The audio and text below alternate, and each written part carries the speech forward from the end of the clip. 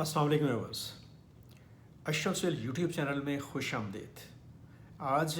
काफ़ी दिनों के बाद एक व्लॉग जो है वो हम कर रहे हैं, मैं आपके साथ गुफ्तगू में हूँ और व्लॉग है बहुत ही अहम और सेंसिटिव मसले के ऊपर जो पाकिस्तान के वज़ीर-ए-आज़म शहबाज शरीफ ने तुर्कमानिस्तान के शहर अशकाबाद में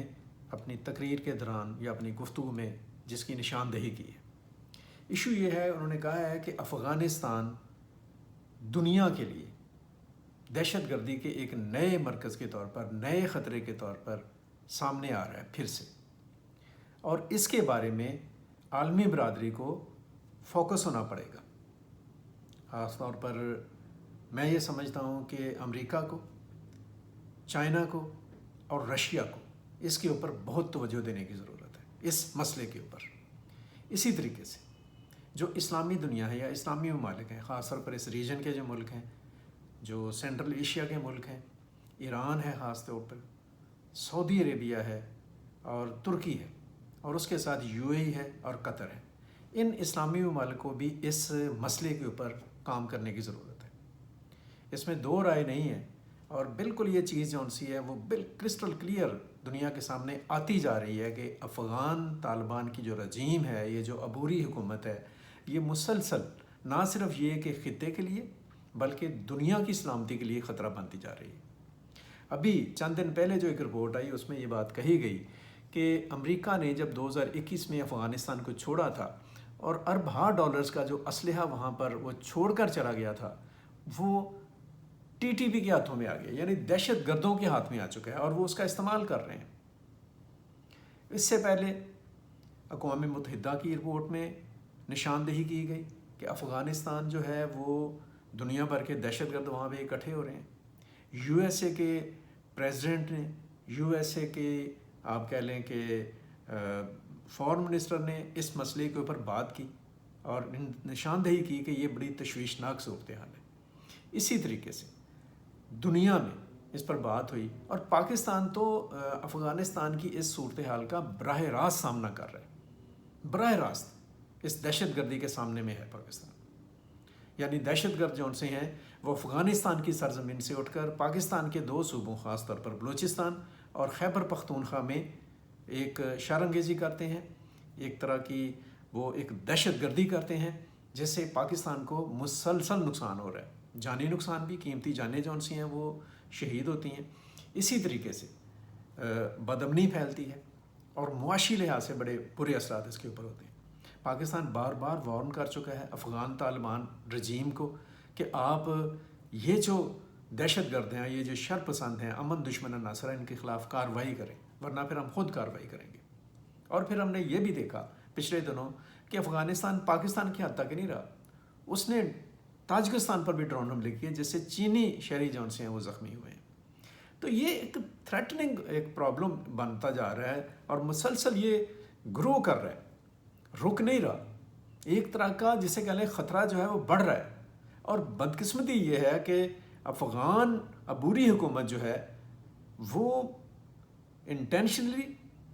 चाहते ना चाहते हुए, बल्कि बड़े विलिंग वे में इंडिया के साथ गर्मजोशी के साथ हाथ मिला रही है, उससे बगलगीर है, शायद इस सोच में कि इंडिया उसकी सरपरस्ती करेगा। लेकिन उसे ये नहीं पता कि इंडिया सवाए अफ़गानों को दहशत गर्दी के लिए, शरअंगेज़ी के लिए और ख़ित्ते में इंस्टेबिलिटी पैदा करने के लिए इस्तेमाल करने के अलावा कुछ नहीं करेगा, कुछ भी करने की पोजीशन में नहीं होगा। ये बड़ी एक तशवीशनाक सूरत हाल है, ये बहुत ही क्रिटिकल मामला है, इसके ऊपर सोचने की ज़रूरत है। पाकिस्तान तो संजीदगी के साथ सोच रहा है, पाकिस्तान की मिलिट्री एंड पॉलिटिकल लीडरशिप जो सी है इसके ऊपर बहुत संजीदा है, इस मामले के ऊपर। अपनी बॉर्डर्स के ऊपर भी पाकिस्तान ने खासा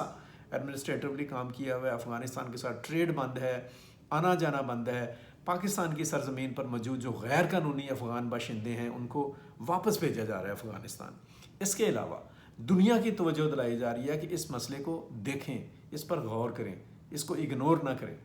फिर शहबाज शरीफ ने ये बात दोबारा से दोहराई है प्राइम मिनिस्टर ने कि अफ़गानिस्तान जो है वो एक ख़तरा बनता जा रहा है और ऐसा संगीन ख़तरा बन रहा है जो कुछ भी जहाँ से हो सकता है। माजी में भी ऐसा हुआ, ख़ासतौर पर अमेरिकन को ये याद रखनी चाहिए बात। और अभी देखा भी کہ جن لوگوں کو 2021 کے بعد امریکنز نے اپنے ملک میں بلایا کہ انہوں نے افغانستان میں بیٹھ کر امریکہ کے لیے خدمات انجام دی پچھلے 20 سال تک، ان میں سے یہ ایک شہری نے وائٹ ہاؤس کے سامنے فائرنگ کر کے امریکی اہلکاروں کو مار ڈالا ہے۔ یہ بڑا ایک آپ کہہ لیں کہ الارمنگ معاملہ ہے۔ یہی نہیں، امریکہ کو یاد رکھنا چاہیے کہ 9/11 کا جو واقعہ ہوا تھا 2001 میں، اس واقعے کے تمام ایکٹرز اور تمام اس کے جو ہولڈرز تھے اور اس کا جو آپ کہہ لیں کہ ماسٹر مائنڈ تھے، وہ افغانستان میں بیٹھے ہوئے تھے۔ اور اس واقعے کے بعد 9/11 کے بعد اس واقعے کی وجہ سے ہی امریکن ایڈمنسٹریشن نے، اس وقت کے جو پریزیڈنٹ تھے بش اور ان کے ساتھیوں نے افغانستان میں انویڈ کیا تھا، اگرچہ ان کا یہ مداخلت کوئی کارگر نہیں ثابت ہوئی، لیکن یہ چیز جو ان سے اس کو دیکھنے کی ضرورت ہے، بہت زیادہ ضرورت ہے۔ افغانستان کی جو عبوری حکومت ہے اس کے ساتھ بات کی جائے، یا اس کو وارن کیا جائے، اس کو کنونس کیا جائے، یا کسی بھی طریقے سے افغانستان کی سرزمین سے جو دہشت گرد ہیں ان کا خاتمہ کیا جائے۔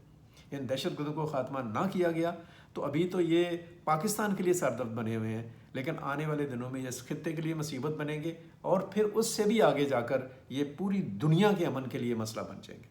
اور اس کو ہلکے پیٹ نہیں لینا چاہیے۔